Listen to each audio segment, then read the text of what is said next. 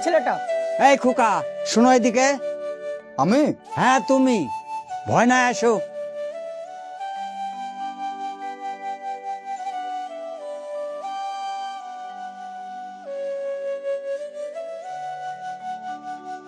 বলেন।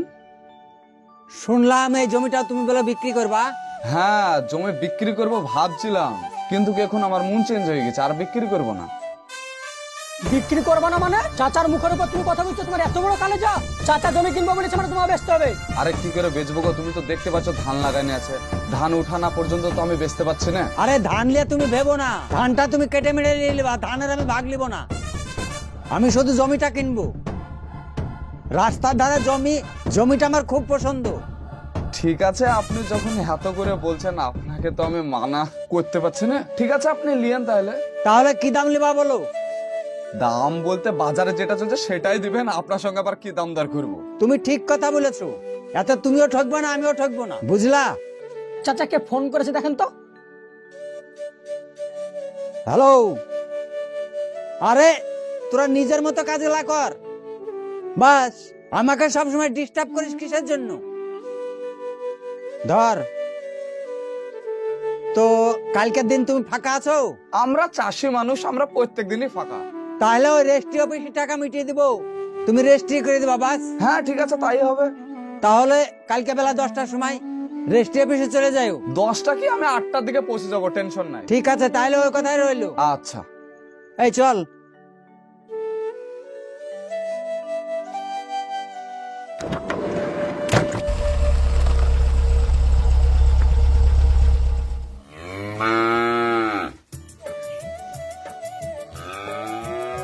আব্বা, হ্যাঁ বলো বাপ। বলছিলাম যে আমাদের ওই রাস্তার ধারে যে জমিটা আছে না, হ্যাঁ ওই পাড়ার যে আফজাল চাচা, আজকে দেখা হয়েছিল, তো বলছিল যে জমিটা কিনবে। ওই জমিটায় বাপ ধান লাগানো আছে, কি করে বিক্রি করবা? হ্যাঁ ধান লাগানো আছে সেটা বললাম আমি, তো বললো যে কোনো অসুবিধা নাই, তুমি আমাকে এখন রেজিস্ট্রি করে দাও, ধান তুমি কেটে নিয়ে নিবা। তাহলে ভালোই বলেছে। জমিটা কি দাম দিব বলেছে? কি দাম বলতে বাজারে যেটা চলছে সেটাই দিও, তাই তো বললো আমাকে। তাই বলেছে না? তাহলে ভালোই বলেছে, আমার ভালোই হলো। জমিটা বিক্রি করে দিলে আমারও ডাক্তার দেখানো ভালো লেগে ভালোই হবে। তোমার যেটা ভালো লাগে সেটাই করো। হ্যাঁ, কালকে তোমার 10টার দিকে রেজিস্ট্রি অফিসে ডেকেছে, বুঝলা? রেজিস্ট্রি করে দিতে বলেছে, আর টাকা পয়সা সঙ্গে সঙ্গে নিয়ে নিতে বলেছে। টাকা আবার বাকি ছিল না তো? না, বাকির কথা তো আমাকে বলেনি, সব মিটে দেবো তাই তো বললো। হ্যাঁ, আগে ওর সঙ্গে পাকাপাকি কথা কয়ে নিবা, শেষে যেন ঝামেলা না হয়। ঠিক আছে। ঠিক আছে, ঘরে যাও। ভাইপো, টাকা পয়সা তো সব দিয়ে দিলাম, জমির রেজিস্ট্রিও হয়ে গেল, তাহলে চলো মিষ্টি মুখ করো গা। আমি আবার কি খাবো? বাড়িকে একবারই খাবো। আরে তাই হয় নাকি? তোমার মনে যা চাইবে তাই খাবা, চলো। আরে না না, ছাড়েন না চাচা। আরে চলো ভাইপো। কে আছেন গো দোকানে? হ্যাঁ বলেন। মিষ্টি দেন তো। ভিতরে বসুন। চলো ভাইপো, ভিতরে বসো।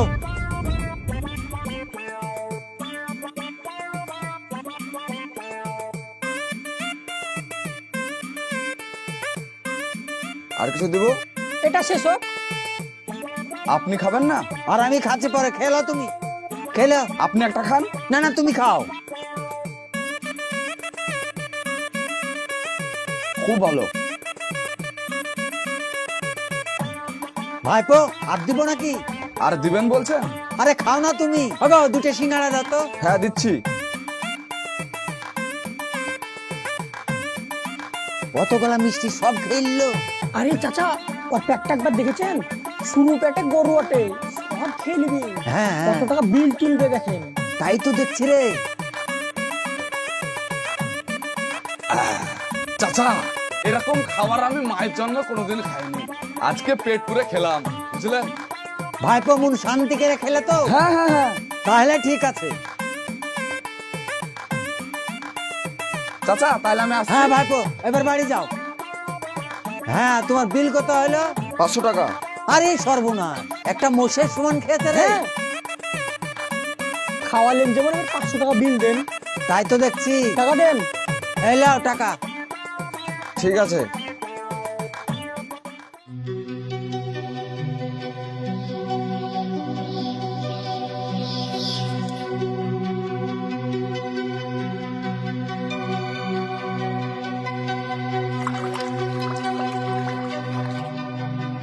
আব্বা কি হলো? ওই রেজিস্ট্রি হয়ে গেল বুঝলা, টাকা পয়সা সব দিয়ে দিল। রেজিস্ট্রি হয়ে গেল? হ্যাঁ। কত টাকা বেচলি? ক টাকা তোমার বলতে ওই 8.5 লাখ টাকা মতন হলো। সব টাকা দিয়েছে? হ্যাঁ সব টাকা দিয়ে দিল। আর এই দেখো তোমার লেগে একটা এই লুঙ্গি আর একটা গেঞ্জি নিয়ে আসলাম। আর বৌমার লেগে? আমার কথা মনে আছে, তাই আমার লেগে শাড়ি আনবে আপনার ছেলে। আরে তোমার লাগে কত গো, সেই দিনই তো একটা শাড়ি কিনে দিলাম। ওই শাড়িগুলো নাই, সব ছিঁড়ে গেছে। ও ছিঁড়ে গেছে? শাড়ির উপরে বসে খেলা করো নাকি যে ছিঁড়ে গেছে তা? একটু আমাদের দিকে একটু তাকাও, সংসারটা কিভাবে চলছে একটু দেখো, শুধু লিবো লিবো করলে হয় না। আর কোনদিন বলবো না শাড়ি কিনতে কথা তোমাকে? আরে আমার জান পাখি, তুমি রাগ করছো কিসের লেগে? দেখো তোমার লেগে আমি একটা পাখি শাড়ি লেসছি, তোমার কথা আমি ভুলি? আরে দেখো তুমি না লেগে জামা লেসছি। তোমার লেগে কিনছো? আমার আবার কি দরকার, সেদিনও তো একটা কিনলাম, ওইটা ছিড়ুক তারপর আবার কিনবো। আব্বা তাহলে তুমি তাড়াতাড়ি গোসলটা করে নাও, তারপর সবাই মিলে একসঙ্গে খাওয়া দাওয়া করবো। চলো ঠিক আছে, যাও। হ্যাঁ।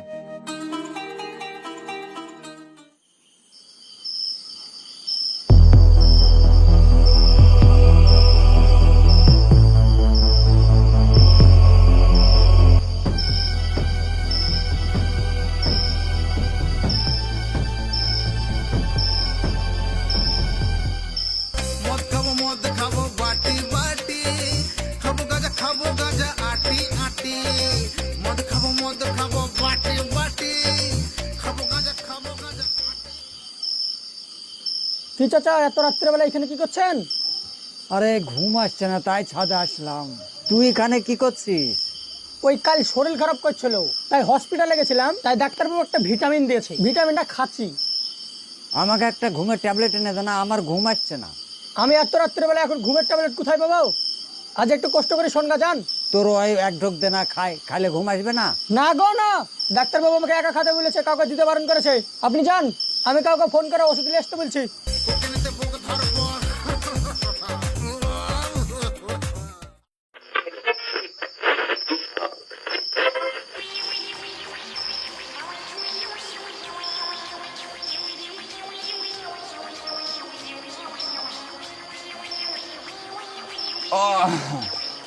আব্বা ঘুমিয়ে গেছো নাকি গো? না না, ঘুমাইনি।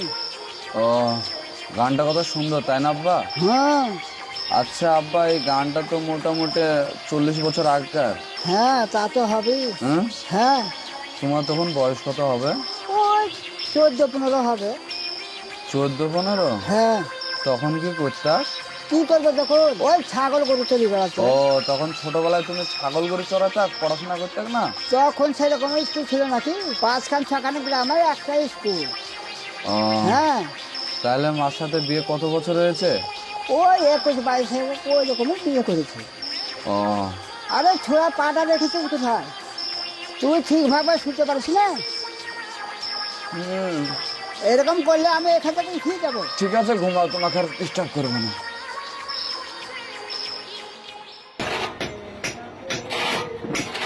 এই হারামজাদা, তোরা কি করে কাজ করিস? প্রতিটা কাজ আমার লস হচ্ছে। আমি কি বিজনেসের পয়সা একলাই খাই না তোরা শিখে খাই? আমরা আবার কি কাজ ভুল করলাম তাই তোমার লস হচ্ছে? আবার কি কাজ ভুল করলি মানে? এখনো বুঝতে পারছি না তোরা? আরে চাচা, আপনার কি হলো? আরে তোর দাঁড়িয়ে কি দেখছিস, পানি নিতে পারছিস না? চাচা একটু থামেন। ধর, আপনি শান্ত হন। এই তোদের লেগে দেখতে দেখতে কবে আমার চাচারাই মারা যাবে। এটা কাজ তোরা ঠিকভাবে করতে পারিস না। আর আপনাকে আমি বারণ করি না যে আপনার ভাবে ধরে ধরে চিল্লাবেন না, নিঃশ্বাস পান না কিছু না, তাও এভাবে ধরে ধরে চিল্লান। আর তোরা দাঁড়িয়ে কি দেখছিস? যা কাজ করে যা।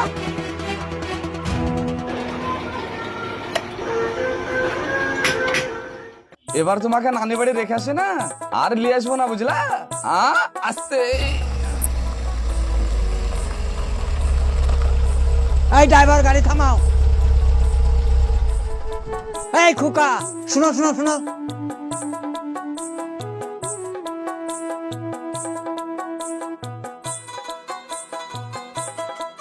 আমি তোমাকে অনেকদিন থেকে একটা কথা বলবো বলবো ভাবি বলা হয় না। হ্যাঁ বলেন। এই বলছি, তুমি ক টাকা ইনকাম করো গো? কি যে বলছেন চাচা, দিন গেলে ক টাকা ইনকাম করবো? 500-600। সামান্য 500-600? হ্যাঁ। আর আমরা কত টাকা করি জানো? লাখ লাখ টাকা ইনকাম করি। বাবা, তোমরা সামান্য টাকা রোজগার করে এই বউ ছেলে লিয়া কোথাও যে আনন্দ ফুর্তিতে থাকো, আমি দেখে মুগ্ধ হয়ে যাই গো।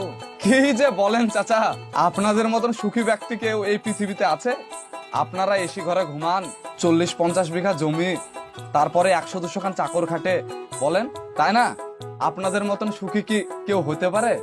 তোমরা এগুলা চোখে দেখছো তাই বলছো, আমরা কতটা টেনশনের মধ্যে থাকি জানো, রাতে শুয়ে ঘুমও হয় না। চাচা আমি একটা কথা বলবো, খারাপ ভাববেন না। হ্যাঁ বলো। মানুষ লাখ লাখ টাকা ইনকাম করি যে সুখে থাকে, এটা ভুল কথা। আপনি 50 টাকা ইনকাম করেও সুখে। এই দেখেন আবার কে ফোন করেছে। হ্যালো, হ্যাঁ হ্যাঁ, আমি একটা কাজে ব্যস্ত আছি। আরে কাজগুলা নিজের ভেবে কর না, সব সময় ফোন করিস কেন? লে রাখ। হ্যাঁ কি জন্য বলছিলা? ওই আমি বলছিলাম যে মানুষ লাখ টাকা ইনকাম করলে যে সুখে থাকে, এটা ভুল কথা। আপনি 50 টাকা ইনকাম করেও সুখে থাকতে পারবেন।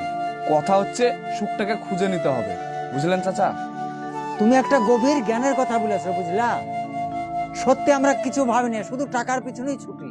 ঠিক আছে চাচা, আমি একটু শ্বশুর বাড়ি যাবো, দেরি হয়ে যাচ্ছে। হ্যাঁ যাও। আচ্ছা। এই চল।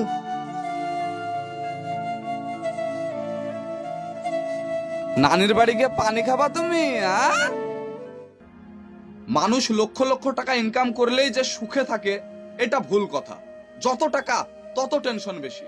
আপনি দিনে 200 টাকা ইনকাম করেও সুখে থাকতে পারেন, শুধু সুখটাকে আপনাকে খুঁজে নিতে হবে। তাই আমি সকল বন্ধুদের একটাই কথা বলবো, টাকা দিয়ে আপনি সুখ কিনতে পারবেন না। সুখ আলাদা জিনিস, টাকা আলাদা জিনিস। সো ভালো থাকবেন, সুস্থ থাকবেন। দেখা হচ্ছে আপনাদের সঙ্গে আবার নেক্সট ভিডিওতে।